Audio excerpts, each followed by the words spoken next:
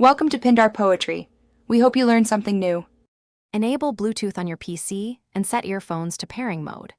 Open Windows settings and go to Devices, then Bluetooth and other devices. Install or update the Bluetooth driver and Windows adapter service before proceeding. Put the earphones in pairing and select them when they appear in the list.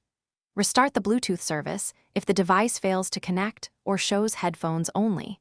Choose the earphone device and enable hands-free AG audio if shown for mic functionality. Confirm connection stability before moving to audio configuration steps. Open Sound Settings and select Sound Control Panel for detailed options. Set the earphone hands-free as the default recording device in Recording tab. Select the microphone properties and adjust levels to about 80% for clear capture. Disable enhancements and set format to 16-bit 48000 HZ when available for compatibility.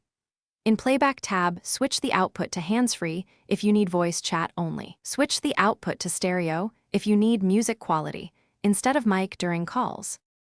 If the PC will not expose a microphone, consider using a Bluetooth dongle supporting the proper audio profile. Use a Bluetooth dongle supporting 3.5 mm audio profile if native Bluetooth fails to provide hands-free.